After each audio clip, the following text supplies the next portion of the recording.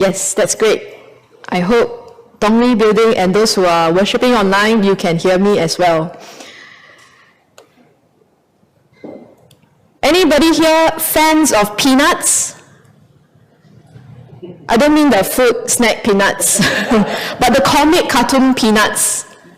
Anyone? Oh, nice! You have some fellow fans of peanuts. I love peanuts. I have, although I've not read every comic strip of it, I thought they often have some good food for thoughts and allow me to share with us some of what peanuts say.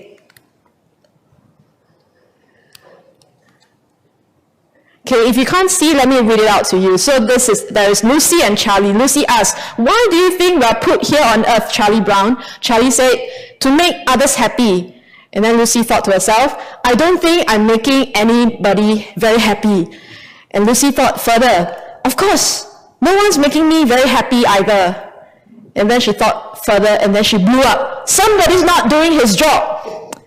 The next one, continuation from the conversation, Lucy said, I'm intrigued by this view you have on this purpose of life, Charlie Brown. Lucy asked, you say we are put here on earth to make others happy? And Charlie said, that's right. Then there was silence. And then it felt like Lucy dropped the mic in the last statement. Then what are the others put here for? Can you get the joke? Okay, maybe you need to take some time to think about this. Now, this peanut comic strip was drawn in the year 1961 by the cartoonist Charles M. Schulz. Now, clearly the search for meaning or purpose of life is never something new. It's not like something that is only trendy in our time today. It's an age-old question that people have been asking consciously or subconsciously over centuries and centuries. Think about every religion and every philosophers that existed since the beginning of time, since the beginning of early human history. Socrates, Plato, Aristotle, or even the Eastern philosopher like Lao Tzu. Everyone and every religion has reflected and attempted to explain the meaning and purpose of life. But you don't have to be big thinkers or highly educated people to think about such questions. Look at Lucy. So from a young kid like her, she would ask her friend, or perhaps parents, I'm sure parents, you might have your kids ask you when they were young, what am I here for? And then you think about, okay, how do I explain to them? To very old senior adults, as they have experienced a long lifespan of their own life, looking at how the world is like, and they reflected the same kind of question, what is the meaning of life? Or have I lived out the purpose of life? But let's go further beyond this question. Why on earth do we ask this question? What is the purpose and meaning of life? Why do humans throughout history keep on asking this question? Is it because all the answers don't make sense? No. I think there's something that I believe is the main reason. We all want to understand the answer to this question. It's because we all desire. There's an innate desire in us that we want to live a fulfilling and a meaningful life. It happens for everyone. Includes, now I'm not sure if you are someone who is into philosophies, but there is also one philosophy that talks about nihilistic thinking. Now, if you are very well versed in that, what nihilistic thinking means, they have this thought: life has no meaning, so live however you want. There is also one way of defining what a fulfilling life is. Irony, right? The nihilistic thinking say that life has no meaning, but in that, nihilistic people who adhere to that thinking is saying that this is the meaning of my life. I can live however I want. And so it's a very human thing to ask this question: what does a fulfilling life look like? And what must I do to get it? And how do I get it? And I would say this unapologetically, amidst all the different ideologies, philosophies, religions that seek to define a fulfilling and a meaningful life, there is one who offers an answer which stood out against many others. And we know this as Christians more than 2,000 years ago. No secret here. And Jesus is the one who said this. In John 10:10, the thief comes only to steal and kill and destroy, but I've come that they may have life and have it to the full. In that very one verse, Jesus is painting a contrasting reality. There is one who robs life, and there is one who brings life. So there is one who robs life. The question is, who is this antagonist or this bad guy character that wants to kill, steal, and destroy the lives of people? And who is this thief that Jesus is talking about? Many times, Christians, including myself, we read this specific verse and we think to ourselves, the thief that Jesus is referring to is none other than Satan, the enemy, the devil, which is not wrong. It is true. Satan can be referred as the thief that comes to kill, steal, and destroy our lives. But if we were to look at the context, if you have Bible on your own, if we look at the context, we see that Jesus was not really talking about the Satan, at least not directly. And so here are two things that you need to get for a better understanding. First is you need to know the context. You will find that Jesus, in John chapter 10, he was telling a parable. Okay, he was telling a parable, a simple story, or you can say it's an analogy to illustrate a spiritual lesson to his audience. And Jesus was using the analogy of the sheep and the shepherd, where he is the shepherd and people are the sheep. And many of us will be familiar with this from Old Testament to the New Testament. If you're familiar with the Bible, even if you're not a Christian, you probably have heard your friends who are Christians who talk about God is your shepherd, you are the sheep. What do you mean? It's often used, it's often described by Christians that the Lord is my shepherd. I don't know about you. Sometimes I love that idea and analogy, but a part of me subconsciously also don't. Because you have to admit this part. If you say that you are like the sheep, you are saying a few things. You are helpless, you are defenseless, and you are stupid. Okay? Like this sheep over here. Got itself stuck, was saved by a young boy, and then, voila, it got stuck again. It's a GIF, you can keep on replaying and replaying. No one, humanly speaking, we don't like to see ourselves that, yeah, I'm like this sheep. But that's what the Bible says, we are like this sheep.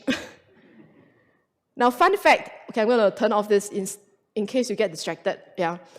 Fun fact here, there was a research experiment that actually affirms Jesus' analogy of describing humans as sheep.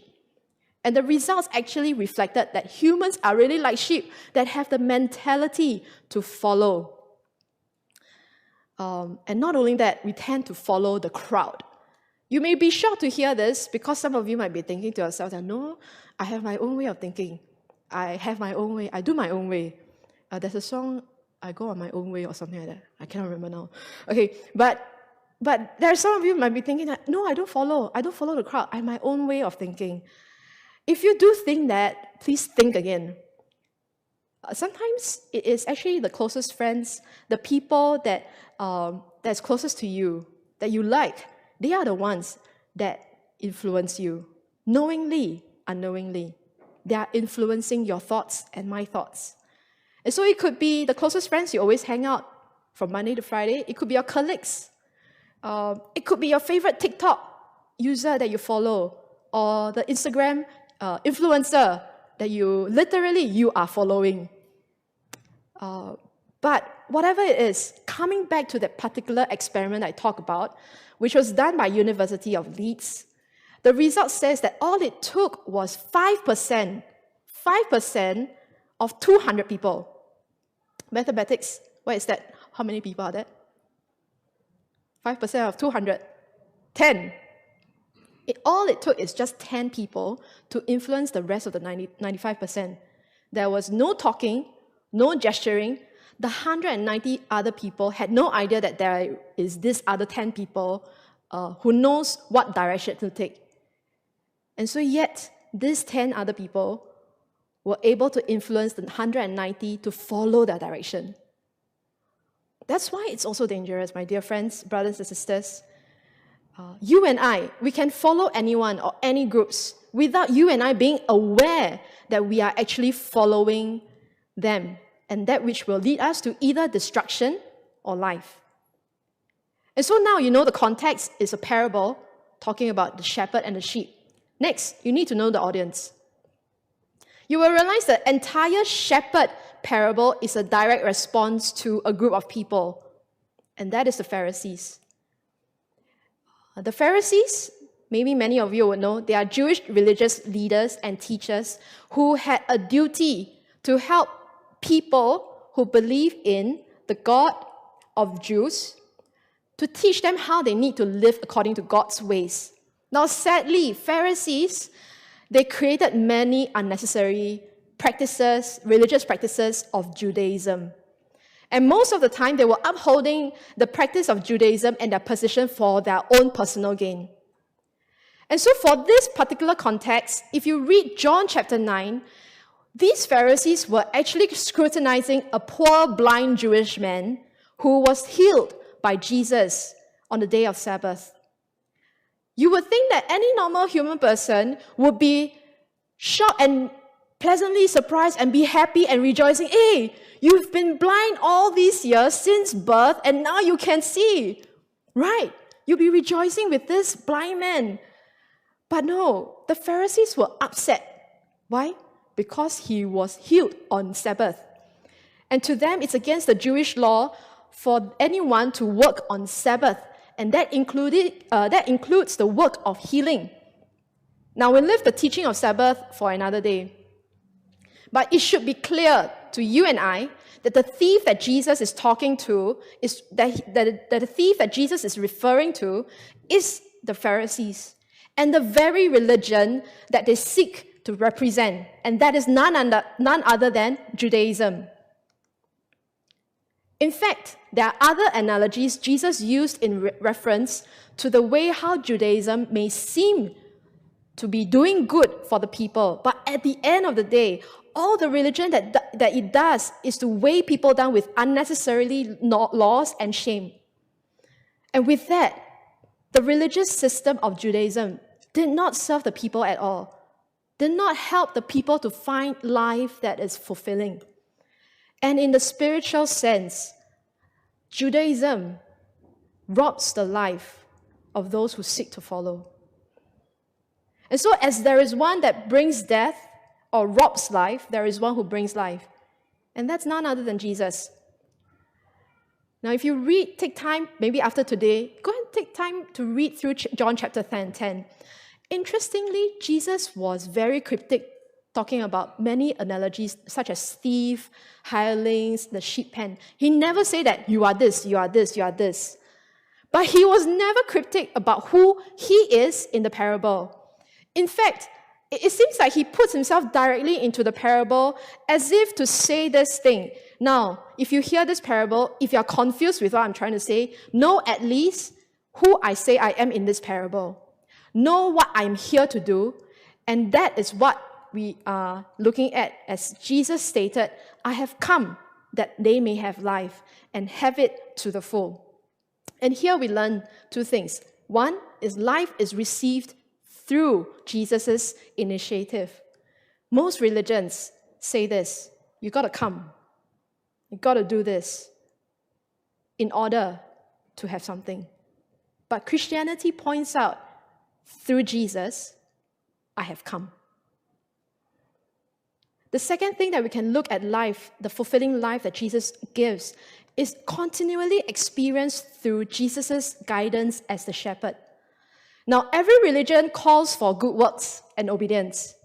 And of course, that includes Christianity. Okay? Christianity is a religion. We cannot deny that. But there is a difference. While most religion calls for good works so that you may attain to reach out to God, or if it's not God, it's something else. For Christianity, your obedience and your good works are driven by and anchored upon your walk with the shepherd, who has first done something for you. And in other words, it's the loving and trusting relationship that the shepherd has already initiated on his end. And that in itself will compel you to do the good works. Now, here's the question. What makes Jesus' claim believable and better than what Judaism offers? This is what I believe based on what we can read from the text. Jesus' claim is better because firstly, while Judaism spiritually takes life like a thief, Jesus came to bring life by laying down his own life. He explained in verse 11, I am the good shepherd, and the good shepherd lays down his life for the sheep. And he went on in verses 17 and 18, I lay down my life that I may take it up again. No one takes it from me, but I lay it down on my own accord. I have authority to lay it down, and I have authority to take it up again. What Jesus is implying over here, he's saying that his impending death that is to come is nobody's choice, but is his own choice, and is a voluntary choice. And he willingly lays down his life for our sake in order that we might live and have it to the full. And at the same time, this is the amazing part, because here's the important part we must know. Jesus says that he has the authority to lay it down, he has the authority to take it up again. Meaning, the shepherd that we are following is not a dead shepherd. The shepherd that we are seeking to follow is not a shepherd whereby I died for you, that's the end. The shepherd that we seek to follow is the one who died for our sins, that can give us life, and he himself will continue to be alive as he raised himself from the dead, so that we who follow him, we know that we continue to follow a living shepherd. The next thing I want to say is that Jesus' claim is believable because he did prove all that he did. He did prove all that he said. He took up the Roman cross as an innocent man. He laid down his life voluntarily at the cross to bear the death penalty of sin for all humankind. And on the third day, we all know the story. On the third day, he was risen again to life, displaying that he has the power and divine authority as God. That in itself is his proof. John 10 is the point where he said, this will happen. This is something that I will do. In the later half of other gospel accounts, not just in the Gospel of John, you will see that he proved that he did it. And so that anyone who believes in Jesus can have life and belong to his flock. And when you belong to his flock, he will guide you as a shepherd with his love and power, that you may live a life to the full. And that is fulfilling. Now, I thought this verse, as we think about wrapping up Alpha, as we take today as a day that we celebrate Alpha, and I thought this verse is a very apt verse. Why? Because this is what Alpha is all about. It's set as a platform and a safe space for anyone, Christians or not, to come and ponder life's big questions. How on earth can we have a meaningful or fulfilling life? You spend 12 to 13 weeks, every week you meet together with all walks of life to explore the answer that Christianity offers in a very structural manner. You come to understand, why do I have to pray? Why do I have to read the Bible? How does God guide us? But first and foremost, of course, you consider who Jesus is. And that's what I love about Alpha. There's at least 2 video contents that teach you and help you to understand, is Jesus really credible? Is what the Bible says really true? 2 video content to make you think about the credibility of his death and resurrection, and to understand how exactly he will guide you, and how you can make the most of the rest of your life under the shepherd's loving care and guidance. And so Alpha is not just a time of downloading information into your brain. And like what we hear from the testimony, Anthea, who is part of the Alpha team, you would see that, hey, it's really not just like the co-host and host, this is the time for us to give all the answers to all the Alpha participants. In fact, as an Alpha team, we journey together, we come to discover, once again, who Jesus is. And a lot of times, as Christians, we need that. I'm not sure about you, but there are moments and phases in my life, in my walk as a Christian, I do ask once in a while, how credible is Jesus' death and resurrection? Sometimes I ask that in my phase of being a Christian. And this is very helpful content, and at the same time, it's a platform where we get to hear very interesting questions, thoughts, whether Christian or not, real questions that we have as we continue to seek and desire to live a meaningful life. So let me say this, regardless whether you have attended Alpha or not, because there are some of us, and there are many of us here, who have not attended Alpha at all. There are two questions that I have for all of us. Whether you have attended Alpha or whether you have not attended Alpha. And this is the first question I want us to think about. What is the thief or Judaism that could be robbing your life today? What is the thief or Judaism? I put inverted commas because Judaism is to represent something, and I'll say more later. Because in reality, there are many thieves, there are many kinds of Judaism out there in the world that wants to tell you this is what fulfilling life means. And this is what you need to do in order to have it. Whether it's a religion or ideology or philosophy or culture, whatever it is, a lot of ology. We all have at least one kind of Judaism that's lurking around, that's seeking to rob your life and my life without us realizing it. And you might be wondering, how would you know whether you have a Judaism, whether this Judaism is trying to define for you, this is a fulfilling life for yourself. Now, I give some examples, okay? Remember when circuit breaker just started? Remember? When the news, now some of you, any bubble tea lovers here? Well, all very shy, huh? They start to say, I don't like bubble tea now. How about Tongli building? Any raised hands who loves bubble tea? Wow, okay. Who have friends that you know that love bubble tea? Okay, there's one over here. Now, remember the time when the news broke out saying all bubble tea shops will close? Were you one of, so there's no raised hands at Shalom, Old Choa Chu Kang Road. Maybe there are some online. So were you one of them who felt super sad about the news, that you couldn't make it to buy your last bubble tea? And then you really suddenly felt that life is meaningless and you do not know when bubble tea is going to open again. Just kidding, okay? In case you think that bubble tea is really something that it really fulfills your life. But I'm sure none of us would think this way, that you love bubble tea to the extent that if you don't have it, you would say that life is meaningless. But perhaps consider the typical Singaporean mindset and culture. Think about this. Singapore culture has its own set of unique ideologies, its own set of rules. You may not say it's rules, but you think about it, actually it is. Or practices that you would follow knowingly or unknowingly, thinking that if you do all this, you will have a fulfilling life. From the moment you're born, you're called to study hard. Then you have this mentality, you need to try to get into good school, or parents tell you need to get into good school, so you need to study hard. And every level of your growing years, get a good degree, find a good job that pays you well, gives you good prospect. Must find a job that you see there's progression. If no progression, okay, change job. Have a good plan for retirement.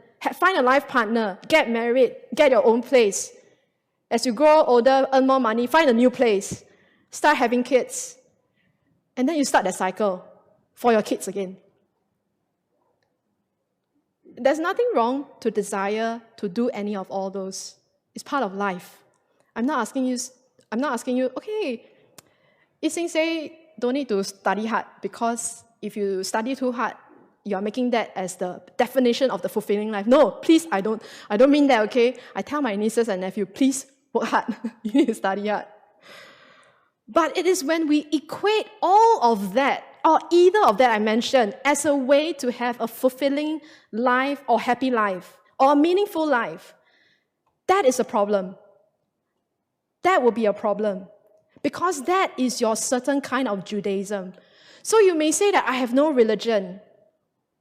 We have a lot of friends, people that we know that we say, I'm a free thinker. I think let's not look too narrowly about religion. Whatever set of beliefs that you have, practices and habits, do's and don'ts that you subconsciously come up with, whether you're a Christian or not, that is your religion. That is your religion. You create your own religious set of do's and don'ts, or like a sheep, you follow and copy other Singaporeans that seem to live a very fulfilling life. And while realistically speaking, some of these could lead you taste some sweetness of life. You do. I don't deny that. But at some point, I can guarantee you that it's a human thing. You will find yourself thinking, there must be more. Or I want more. This is not enough. There must be more. Your heart craves for something more. Or maybe when you find yourself failing to attain whatever that you're pursuing, and that leads you to misery and you feel a sense of hopelessness. Now, if you do go through either of what I'm describing, or perhaps all the above describes you, it is very clear that there is a certain Judaism or a numerous Judaisms or thieves Jesus used as an analogy that is robbing, killing, and destroying your very life after all. Here's another common scenario, is that you are taught and brought up in a family or in a society where you're supposed to do good. You're supposed to do what is right in order that you may attain a very fulfilling life. But you will come to realize this as well. Even if you are able to do good at this point, even if you are able to do right at this moment, or the next moment, maybe you might make a mistake in the afternoon or in the evening. You find yourself, you might hurt somebody, and then you felt bad. It's okay, I better make it right. The next morning, it's a new day. I'll try to do good. The next few moments, you talk to somebody, hey, you offended that person. Oh, I've done something bad. It's a vicious cycle. You try to do good, but then you realize that, hey, the next moment you keep on falling into the trap of hurting someone, doing something that is not right. And you're frustrated. What does it mean then? How can I ever attain a fulfilling life if I always go through this vicious cycle? And that could be any typical religion. Because most religions point out the necessity of good works in order to attain a fulfilling life. And can I say this? Sometimes we Christians, we fall into this scenario as well, when it shouldn't be. We end up making our good works as the basis of our faith instead of letting our walk and relationship with God be the basis. And that's when Christianity really, really becomes a trap even for ourselves. So what is the Judaism that is robbing your life today? Friends, brothers and sisters. What are you telling yourself that you have to achieve, that you have to have in order to have a fulfilling and meaningful life? I'm including all of us, Christians or not, in this question. None of us is exempted from it. Although as Christians, we always say that we should be the joyful people, victorious people, but as I was preparing this message, there were articles that talk about why are there so many unhappy Christians around and unsatisfied Christians living our lives as Christians. And we always say, as Christians, this is irony. But in reality, if you ask ourselves, you and I are sometimes very prone to be in that category. Now, if you ever do, find yourself that you feel that whether you're a Christian or not, you're wondering, am I living a fulfilling and satisfying life? And perhaps you are struggling to say, I'm not satisfied. Can I say this? It's okay. I'm not here to say, oh, guys, you need to live a fulfilling life. It's okay. It's okay if you're not able to. It's okay if you're struggling. Because we don't realize how many Judaisms or thieves that could be out there for in and each of our lives. Because at the same time, there will always be new ones. The new ones that will come to us, whether we are Christians or not. And remember, we are like the sheep, right? It's like, oh, we got saved already. Run. Then, okay, go down into the rut again. That's us. That's going to be us. The reality, we are like that. And so I say to you, it's okay. It's okay if you are finding yourself struggling through that. Because there is good news. There is good news. Because remember, there is a good shepherd that is willing to lay down his life for you so that you may have life. And that he has done it. You don't have to wait for it. It's finished. It's done. And ultimately, the more important question that you and I can think about for ourselves, and that only you can give an answer for yourself, is this. Would you trust and follow Jesus as the shepherd of your life? I have two friends. I'm sure we have many people that we know that are close to us who got COVID. It's getting very common. Everybody say, one day everyone will get it. And I got two friends of mine who got COVID. Not surprised, but I wanted to share about their experience because something to think about. Because it was happening at a point that they were actually going to plan to go overseas trip. They were looking forward to it as a family in a few days' time. So they got positive. I think some of our families, I'm sure you all also feel the same. Okay, I'm planning this trip. Pray I don't get COVID. If not, anything happen, you can't go. So they were praying. They were hoping that they will be tested negative the day before, or at least on the day itself, right in time for their overseas trip. That's their prayer. But sadly, it didn't happen. Were they disappointed? For sure. They were disappointed. They have to lose the money. They have to tell their friends that they were looking forward for over 2 years at least to say, I'm going to visit you, but say, cancelled, cannot, COVID plus. But as they were reflecting on this, the husband actually came to this conclusion. And it was a genuine reflection. He thought and shared it and said that even though they may not fully understand, they were looking forward to it. They trust that this is God's gift for them to enjoy their family time, to meet up with their friends overseas. They trusted God. They thought that this is the good thing that God would give to them. And they don't understand. But they shared that they can trust, even though they couldn't make it, they reflected that they can trust Jesus as the shepherd who always knows better than themselves in guiding them in the life. And so they didn't get too beat up. They were disappointed, but they were not miserable and say life is meaningless. Why is God so no good? They did not do that.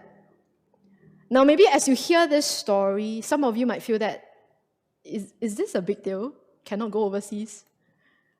No, to some of you, it's not a big deal. To some others, it's a whole big deal. Because to them, to be able to do it, that is the way that life is going to be meaningful, life is going to be fulfilling. It matters to them. For some of them, it matters to them. So it is what matters to you, dear brothers and sisters, friends. It doesn't have to be bubble tea. It doesn't have to be going overseas. It could be about the health of your loved ones that matters to you. It could be finding a job to feed your family that matters to you, to know that I need a job so that my family can have a meaningful life. And it's a very hard and challenging question. But whatever that is mattering to you, that in itself defines how you see as a meaningful life. And I'm glad to my friends, in that situation, they look to Jesus as their source of guide to life. Friends, brothers and sisters, The invitation is open to all of what we hear from Jesus said in John 10:10. Some of you might be hearing this for the first time, and perhaps even have not even got a chance to search deeper. And like what Pastor Ian said, we can start Alpha anytime. But at the same time, we don't need Alpha for you to search deeper. If you have friends who are Christians, search together. Start today. Perhaps today is the day that you want to start beginning that quest, that search to understand. Now, this lady here is speaking that Jesus definitely can give you a life that is meaningful and fulfilling. Is that really true? I've got only less than 45 minutes to tell you a bit of it. But you can spend the rest of your life trying to search for it. And today could be the start. Today could be the first day.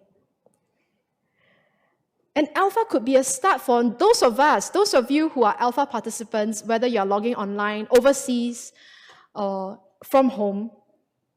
You have started this journey already. And your journey continues. You may still be thinking, I'm still not sure. Please, continue to search. Continue to search. We are here. Come to church. Come and join our community. We do life together. It doesn't mean that when you step into this church place, you must be a Christian. No. But we want to be a place and community where we can open for everyone to say that, come and see. Come and explore. To see whether, and if you can trust that this shepherd can be your shepherd, that can give you life, and one that is fulfilling. To those of many of us who have already called Jesus as our shepherd, now perhaps you have been wandering around for some time, and you don't like to admit this fact. You don't like to be called the sheep as the stupid sheep, but you, at some point in your heart, you know you have to admit you are lost.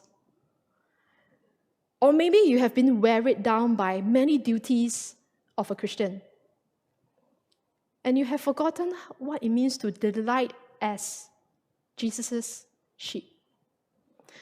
Can I say this to you? And I believe, please, as I was preparing this, there is a sense of a personal invitation from God Himself that Jesus is calling out to you today. For those of you who already say that, I want to trust, I've already trusted, but for some reasons, I got lost. Jesus is calling out to you today. And He has already come for you. All you need to do is to trust His leading anew and follow the Good Shepherd. And remember the image of the cross. Remember the image of the cross, because that would be His way and reminder for you and I that He's truly our Good Shepherd. Let's take this moment as we respond. Whoever you are, I hope that you will respond as we listen to this song.